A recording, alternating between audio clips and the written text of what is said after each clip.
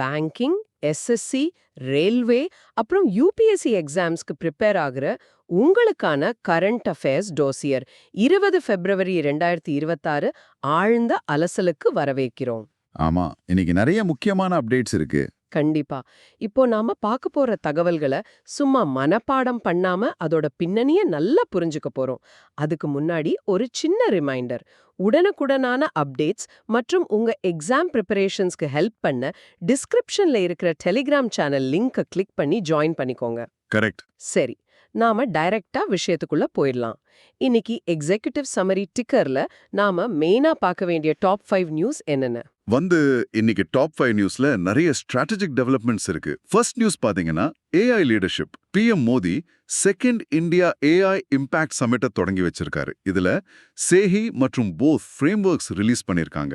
Okay. Second strategic defence. India மற்றும் France ரெண்டு நாடும் சேர்ந்து இயர் ஆஃப் இன்னோவேஷன் 2026 ஸ்டார்ட் பண்ணிருக்காங்க. இதுல 114 ராஃபல் டீலுக்கு அப்ரூவல் கிடைச்சிருக்கு. இது ரொம்ப பெரிய நியூஸ்.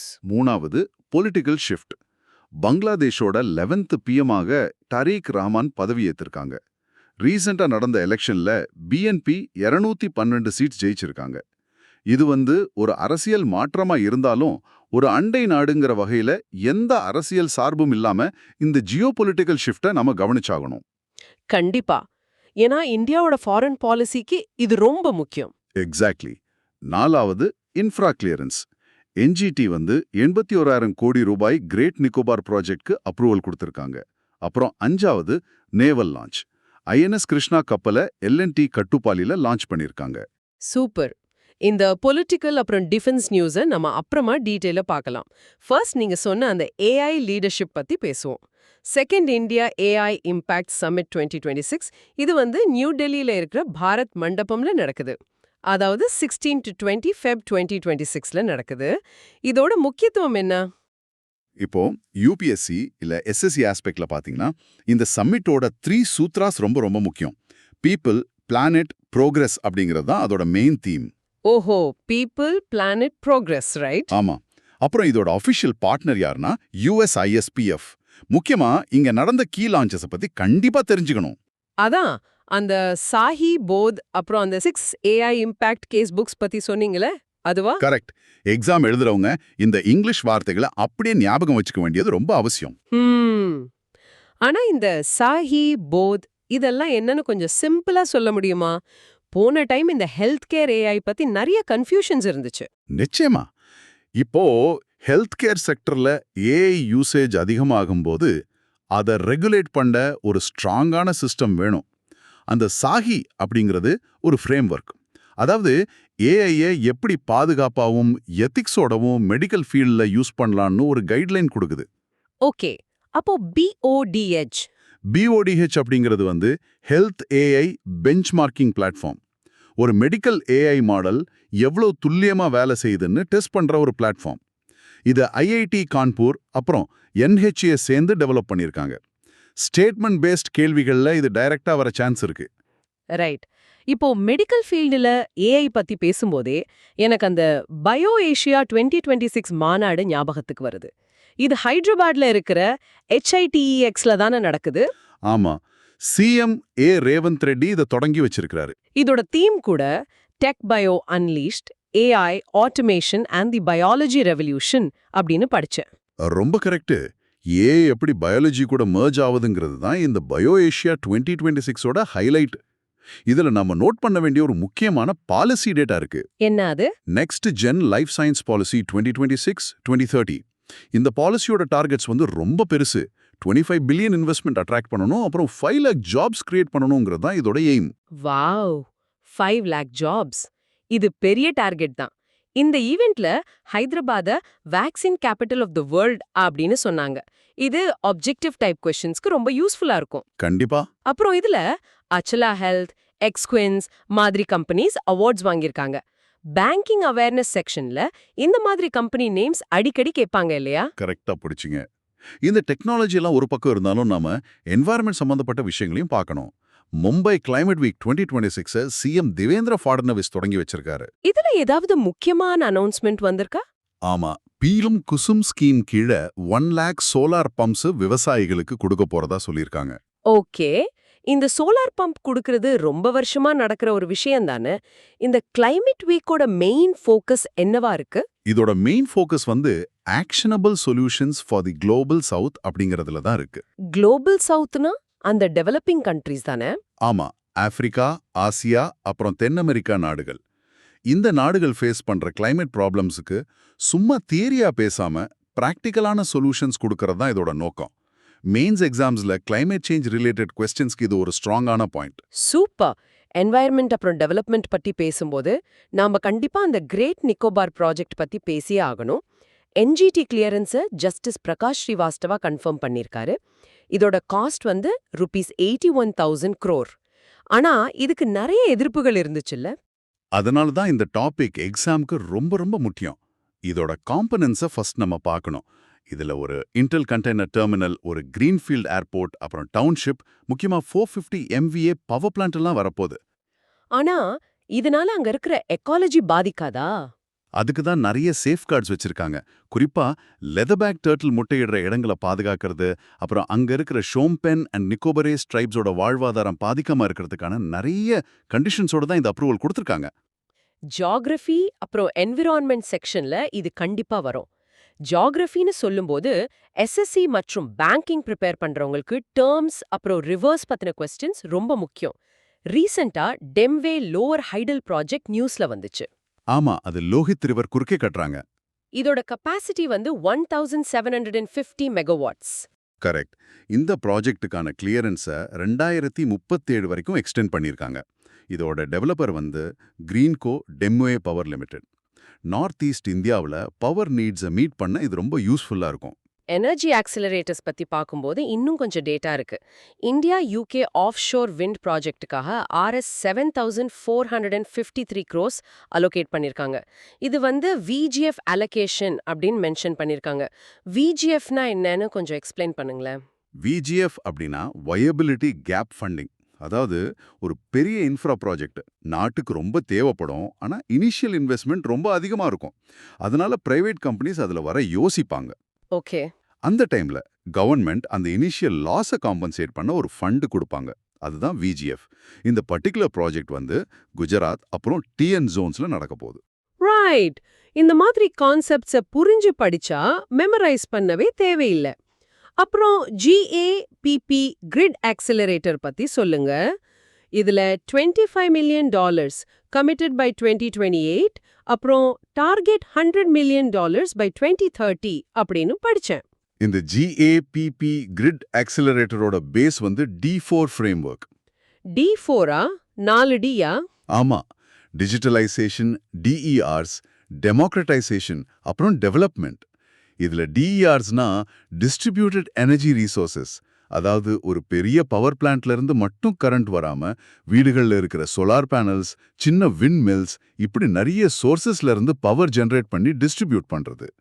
இதையெல்லாம் டிஜிட்டல் வழியா கனெக்ட் பண்ணி எல்லாருக்கும் பவர் கிடைக்க செய்யறது தான் இந்த D4 ஃப்ரேம்வொர்க்கோட கோல். ரொம்ப கிளியரான எக்ஸ்பிளனேஷன். இப்போ கவர்னன்ஸ் அண்ட் இண்டஸ்ட்ரியல் டீல் செக்ஷனுக்கு வருவோம். ஃபுட் செக்யூரிட்டியில FCI வந்து WFPக்கு அரிசி கொடுக்க போறாங்க. சப்ளை அளவு பாத்தீங்கன்னா 2 lakh MT ரைஸ், அதுவும் Rs 2,800 per quintal பிரைஸ்ல. இதோட மெயின் கோல் வந்து குளோபல் ஹங்கர் ரிலீஃப். நம்ம கிட்ட எக்ஸ்ட்ராவா இருக்கிற ஃபுட் கிரெயின்ஸை உலக நாடுகளுக்கு கொடுக்கறது மூலமா இந்தியா தன்னோட சாஃப்ட் பவர் டிப்ளமசியை குளோபல் லெவல்ல ரொம்ப ஸ்ட்ராங்கா பில்ட் பண்ணுது. இது வெறும் பிசினஸ் இல்ல. ஆமா, சர்வதேச நெருக்கடிகள்ல இந்தியா ஒரு பொறுப்பான நாடா இருக்கிறதுக்கு இது ஒரு உதாரணம். கார்ப்பரேட் கவர்னன்ஸ்ல புதுசா என்ன அப்பாயின்மெண்ட்ஸ் நடந்திருக்கு? ஐவா CIA EODB அட்வைசரி, அதாவது high level advisory group on ease of doing பிசினஸ்க்கு சேரா கியானேஸ்வர் குமார் சிங் அப்பாயிண்ட் ஆயிருக்காரு. இதோட செக்ரட்டேரியட்டா சோபி ஒர்க் பண்ணும். ஓகே. இதோட கோல் வந்து விக்சிட் பாரத் 2047 ரீச் பண்றது. அப்புறம் நால்சார் யூனிவர்சிட்டி கூட MOU ரெனியூ பண்ணிருக்காங்க. இண்டஸ்ட்ரியல் டீல்ல ஒரு பெரிய ஈவெண்ட் நடந்திருக்கு. கொச்சின் ஷிப்யார்ட் அப்புறம் பிரான்ஸ் நாட்டை சேர்ந்த CMA CGM நடுவுல ஒரு பெரிய டீல். ஆமா, $360 million, அதாவது கிட்டத்தட்ட 3,200 crore டீல் இது. இந்த ஆர்டரை பத்தி சொல்லுங்க. ஏதோ 6 LNG fueled cedar container vessels அப்படின்னு சொன்னாங்க. இதுதான் first made in India container ship ஆர்டர்னு நினைக்கிறேன். எக்ஸாக்ட்லி. ஒரு global major company first time made in India container ship order கொடுத்திருக்காங்க. இது நம்ம மேனுஃபேக்சரிங் செக்டாருக்கு பெரிய சக்சஸ். கண்டிப்பா. சரி, நாம next state news the budgetary brief and governance பாட்டுக்கு போலாம். State budgets FY 2026-27, data banking, அப்புறம் ஸ்டேட் PSCக்கு ரொம்ப முக்கியம். First Tamil Nadu interim budget. FM தங்கம் தெனராசு இதை பிரசன்ட் பண்ணாரு. இதோட பட்ஜெட் சைஸ் எவ்வளோ? பட்ஜெட் சைஸ் வந்து ₹2.55 lakh crore. டோட்டல் எக்ஸ்பெண்டிச்சர் பாத்தீங்கன்னா 4,67,264 crore rupees. இதுல மெயினா நோட் பண்ண வேண்டியது ரெவென்யூ டெபிசிட். அது ₹48,696.32 crore rupees. இந்த நம்பர் அவ்வளோ முக்கியமா? ரொம்ப முக்கியம். ரெவென்யூ டெபிசிட், அதாவது வருவாய் பற்றாக்குறைங்கிறது ஒரு ஸ்டேட்டோட ஃபைனான்ஷியல் ஹெல்த்தை காட்டும். கவர்மெண்ட்டோட டெய்லி செலவுக்கு கூட சொந்த வருமானம் 10ல கடன் வாங்க வேண்டியிருக்குங்கிறத இது மீன் பண்ணும். பேங்கிங் எக்ஸாம்ஸ்ல இந்த 48,696.32 crore அப்படிங்கிற எக்ஸாக்ட் நம்பரை ஆப்ஷன்ஸ்ல வச்சு கன்ஃபியூஸ் பண்ணுவாங்க. புரிஞ்சுது. அப்புறம் அலோகேஷன்ஸ் பாத்தீங்கன்னா எஜுகேஷனுக்கு 57,039 crore, அர்பன் டெவ்க்கு 35,773 crore, ரூரல் டெவ்க்கு 28,687 crore கொடுத்திருக்காங்க. அடுத்து Madhya Pradesh budget FM Jagdish Devda present பண்ணாரு. அதோட பட்ஜெட் சைஸ் வந்து 4.38 lakh crore. இதோட தீம் ரொம்ப இன்ட்ரெஸ்டிங்கா GYANI அப்படின்னு வச்சிருக்காங்க. GYANIனா அதோட எக்ஸ்பான்ஷன் என்ன? கரீப், அதாவது ஏழைகள், யுவா இளைஞர்கள், அன்னாதாத்தா விவசாயிகள், நாரி பெண்கள், இன்ஃப்ராஸ்ட்ரக்சர், அப்புறம் இன்னோவேஷன். இதான் GYANI. அப்புறம் 2026 கிசான் கல்யாணியராக அனௌன்ஸ் பண்ணியிருக்காங்க. ஆமா. அப்புறம் லாட்லி பேஹ்னா யோஜனாக்காக 23,883 crore ஒதுக்கியிருக்காங்க. இதுல மாசம் 1,500 ரூபாய் கொடுக்கறாங்க. அக்ரிகல்ச்சருக்கு 1.15 lakhs crore. கவர்னன்ஸ்ல பாத்தீங்கன்னா டெல்லியில பூ ஆதார் கொண்டு வந்திருக்காங்க. இது ULPN சொல்லப்படுற ஒரு 14 டிஜிட் யூனிக் ஐடி. ஓ, நில ஆவணங்களை டிஜிட்டல் பண்றதா? ஆமா, ஸ்வாமித்வா ஸ்கீம் மூலமா ட்ரோன் ஜியோடேகிங் பண்றாங்க. இது வரைக்கும் 2 TB டேட்டா ப்ராசஸ் ஆயிருக்கு. இது லேண்ட் ரெக்கார்ட்ஸ்ல நடக்கிற தப்புகளை குறைக்கும். ஸ்டேட்ஹுட் நியூஸ்ல அருணாச்சல் பிரதேஷ் அவங்களோட 39th ஃபவுண்டேஷன் டேயை 20 February கொண்டாடுறாங்க. 1987ல இது 24th ஸ்டேட்டா ஃபார்ம் ஆச்சு. பாலிட்டி செக்ஷனுக்கு இது யூஸ் ஆகும். கல்ச்சர் நியூஸ்ல ஹிமாச்சல் பிரதேஷ்ல லோசார் ஃபெஸ்டிவல் 2026, அதாவது டிபெட்டன் நியூ இயரை மெக்லாட்கஞ்ச்ல கொண்டாடுறாங்க. இது வந்து ஃபயர் ஹார்ஸ் இயரோட ஸ்டார்டிங்னு சொல்றாங்க. அங்க செய்யற ஸ்பெஷல் ஃபுட் பேரு காப்சே. கனெக்ட். SSC அப்புறம் UPSCல இந்த ஃபயர் ஹார்ஸ் இயர் எந்த ஃபெஸ்டிவல் ரிலேட்டட்னு டைரக்டா கேட்கலாம். சரி, இப்போ இன்டர்நேஷனல் அப்புறம் பேங்கிங் நியூஸ். நம்ம ஃபர்ஸ்டே பேசின மாதிரி இந்தியா பிரான்ஸ் நடுவுல 114 ரஃபால் ஃபைட்டர் ஏர்கிராஃப்ட் அப்ரூவல் கிடைச்சிருக்கு. அதோட கிரிட்டிக்கல் மினரல்ஸ் கார்ப்பரேஷன் அப்புறம் centre on advanced materials agreement sign ஆயிருக்கு. இந்தியா நேபாள் ரிலேஷன்ல India Nepal mutual legal assistance agreement போட்டிருக்காங்க. இதுல இந்தியாவோட நவீன் ஸ்ரீவாஸ்தவா அப்புறம் நேபாளோட பினோத் குமார் பத்தாராய் சைன் பண்ணிருக்காங்க. அப்புறம் இந்தியா UAE நியூஸ்ல துபாய் கமர்ஸ் சிட்டில IIT Madras AI innovation centre open பண்ணிருக்காங்க. சரி, இப்போ ரொம்ப முக்கியமான பேங்கிங் அண்ட் ஃபைனான்ஸ் செக்ஷனுக்கு வருவோம். ஆமா, பேங்க் எக்ஸாம்ஸ் ப்ரிப்பேர் பண்றவங்க நோட் பண்ணிக்கோங்க. RBI ஒரு புது ரூல் கொண்டு வந்திருக்காங்க. OTC டெரிவேட்டிவ்ஸ்க்கான யூனிக் டிரான்சாக்ஷன் ஐடென்டிஃபயர், அதாவது UTI. இதோட டெட்லைன் வந்து January 1, 2027. ஃபார்மேட் பாத்தீங்கன்னா மேக்ஸ் 52 கேரக்டர்ஸ். இது செக்ஷன் 45W RBI ஆக்ட் 1934 கீழே வருது. இந்த OTC டெரிவேட்டிவ்ஸ் அப்புறம் UTI பத்தி ஒரு சின்ன எக்ஸாம்பிள் வச்சு சொல்ல முடியுமா? கண்டிப்பா. இப்போ நீங்க ஒரு கொரியர் அனுப்புறீங்க. அது எங்க போகுதுன்னு ட்ராக் பண்ண ஒரு ட்ராக்கிங் நம்பர் கொடுப்பாங்கல்ல, அதே கான்செப்ட் தான் UTI. ஓஹோ. OTC, அதாவது ஓவர் த கவுண்டர் டெரிவேட்டிவ்ஸ் அப்படிங்கிறது ஸ்டாக் மார்க்கெட்க்கு வெளியே 2 கம்பெனிஸ் நடுவுல டைரக்டா நடக்கிற ஃபினான்ஷியல் டிரான்சாக்ஷன். இது பப்ளிக்கா தெரியாது. அதனால அங்க நடக்கிற ஒவ்வொரு டிரான்சாக்ஷனுக்கும் மேக்ஸிமம் 52 கேரக்டர்ஸ் இருக்கிற ஒரு ட்ராக்கிங் நம்பர். அதுதான் UTI. இதை கொடுத்தா RBI ஈஸியா ட்ராக் பண்ணலாம். செம்ம எக்ஸாம்பிள் அது. அடுத்து ஏர்டெல் மணி இப்ப டைப் 2 NBFC NDICC லைசன்ஸ் வாங்கியிருக்காங்க. ஆனா அவங்களால பப்ளிக் டெபாசிட்ஸ் அக்செப்ட் பண்ண முடியாது. இந்த டைப் 2 லைசன்ஸ் எதை அலோவ் பண்ணுது? NBFCனா நான் பேங்கிங் ஃபினான்ஷியல் கம்பெனி. NDனா நான் டிபாசிட் டேக்கிங், அதாவது சேவிங்ஸ் அக்கவுண்ட் மாதிரி மக்கள் கிட்ட பணம் வாங்க முடியாது. ஆனா ஐசிசி, அதாவது investment and credit company licence இருக்கிறதால லோன்ஸ் கொடுக்கலாம், இன்வெஸ்ட் பண்ணலாம். கிளியர். நெக்ஸ்ட் செபி அப்புறம் சிசிஐ அப்ரூவல்ஸ். செபி வந்து ஆஸ்க் அசெட் அண்ட் வெல்த் மேனேஜ்மெண்ட்க்கு மியூச்சுவல் ஃபண்ட் ரன் பண்ண அப்ரூவல் கொடுத்திருக்காங்க. இது இந்தியாவோட 52nd ஃபண்ட் ஹவுஸ். அப்புறம் சிசிஐ ஹிந்துஜா லேலண்ட் ஃபைனான்ஸ் அப்புறம் என்டிஎல் வெஞ்சர்ஸ் மர்ஜர்ஸ்க்கு அப்ரூவல் கொடுத்திருக்காங்க. பேங்கிங் ப்ராடக்ட்ஸ்ல சில நியூ லான்ச் இருக்கு. ஐடிஎஃப்சி ஃபர்ஸ்ட் பேங்கோட ஹெலோ கேஷ்பேக் கிரெடிட் கார்டு வந்திருக்கு. இதுக்கு மினி எஃப்டி 10,000 ரூபாய் வேணும். ஆக்சிஸ் பேங்க் அப்புறம் இண்டிகோ சேர்ந்து IndiGo blue chip rewards credit card கொண்டு வந்திருக்காங்க. ஆனா எனக்கு ரொம்ப பிடிச்சது அந்த மாஸ்டர் கார்டோட புது ஏஐ டெக் தான், அஜென்டிக் காமர்ஸ். இது ஸ்விக்கி, ரேசர்பே கூட சேர்ந்து ஒர்க் ஆகுது. இது என்ன ஆக்சுவலா? நார்மலா நீங்க ஒரு ஆப்ல போய் நீங்களே ஆர்டர் பண்ணுவீங்க. ஆனா அஜென்டிக் காமர்ஸ்ல ஏஐ உங்க சார்பா முடிவெடுத்து உங்களுக்கு பிடிச்சத அதுவே ஆர்டர் பண்ணிடும். இது செம அட்வான்ஸ்டா இருக்கு. அக்ரிகல்ச்சர் ஃபைனான்ஸ்ல நபார்ட் அப்புறம் என்சிடிஎக்ஸ் சேர்ந்து ஒரு பிரைஸ் ப்ரொடெக்ஷன் ஸ்கீம் கொண்டு வந்திருக்காங்க. இது டர்மரிக், ஜீரா, தனியா இந்த மூணுக்கும் அப்ளை ஆகுது. ஆமா, விவசாயிகளை விலைவீழ்ச்சியிலிருந்து காப்பாத்ததா இந்த ஸ்கீம். இப்போ ஃபைனலா டிஃபென்ஸ், ஸ்போர்ட்ஸ் அப்புறம் இம்பார்ட்டன்ட் டேஸ் பாத்திரலாம். டிஃபென்ஸ்ல ஐஎன்எஸ் கிருஷ்ணா லான்ச் பண்ணிருக்காங்க எல்என்டி காட்டுப்பள்ளியில. இது ஒரு இண்டிஜினஸ் கேடட் ட்ரைனிங் ஷிப். இதோட ஸ்பெக்ஸ் வந்து 122 மீட்டர் லெங்த், 4700 டன்ஸ், அப்புறம் 20 knot speed. Defence minister Rajnath Singh வந்து 9 ஆசியான் நேவி சீஃப்ஸை விசாகப்பட்டினம்ல மீட் பண்ணாரு. கான்டெக்ஸ்ட் வந்து மிலன் 2026, விஷன் வந்து மகாசாகர். அப்புறம் யூஎன் ஃபெலோஷிப் SALW வந்து ஜபல்பூர்ல நடக்குது. ஸ்போர்ட்ஸ் நியூஸ்ல Tejaswin Shankar Asian indoor அத்லெட்டிக்ஸ்ல gold அடிச்சிருக்காரு. ஹெப்டத்லான் ஈவெண்ட்ல 5993 பாயிண்ட்ஸ் வாங்கியிருக்காரு. Total மெடல்ஸ்ல India 5 medals, China 34 medals வாங்கியிருக்காங்க. பாபிச்சுவரி பாட்ல famous documentary film maker Frederick Wiseman அவரோட 96 வயசுல தவறிட்டாரு. அப்புறம் corporate டீல்ல TVS supply chain solutions மற்றும் ALA குரூப் நடுவுல டீல் சைன் ஆயிருக்கு. இம்பார்ட்டன்ட் டேஸ் நோட் பண்ணிக்கோங்க. Feb 9 இன்டர்நேஷனல் எபிலெப்சி டே. இதோட simple lavender. Feb 18 international ஆஸ்பெர்கர்ஸ் day. Feb 20 world day of social justice. அப்புறம் Arunachal Pradesh statehood டே. இந்த டேஸ் எல்லாம் படிக்கும்போது அதோட தீம் சேர்த்து படிச்சா ஈஸியா இருக்கும். சரி, இப்போ ஒரு சின்ன ரிவிஷன் மாதிரி பண்ணலாம். அதாவது ரேபிட் ஃபயர் குவிஸ். நான் கொஸ்டின் கேட்குறேன், நீங்க மனசுக்குள்ள ஆன்சர் பண்ணுங்க. எக்ஸ்பர்ட் நமக்கு ஆன்சர் சொல்லுவாரு. First question, maximum character limit for RBI's new UTI. இதுக்கான ஆன்சர் 52 கேரக்டர்ஸ். நாம பேசின அந்த கொரியர் ட்ராக்கிங் நம்பர் மாதிரி.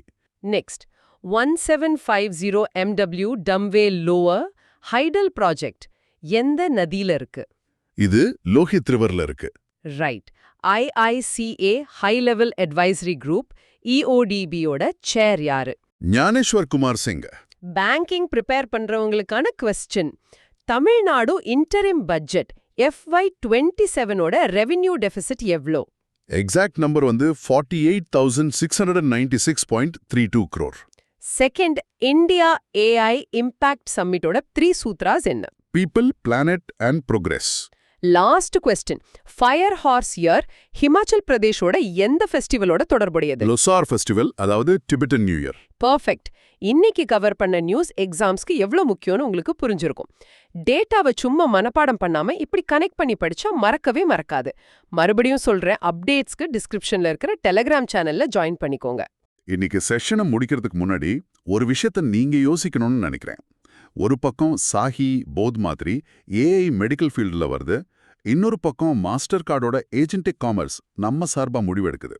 இந்த மாதிரி டெக்னாலஜி நம்ம லைஃப்ல இவ்ளோ ஸ்பீடா மிங்கிளாகும்போது ஒரு சாமானிய மனிதனோட டேட்டா பிரைவசி அடுத்த 5 வருஷத்துல எப்படி மாறும்னு நினைக்கிறீங்க?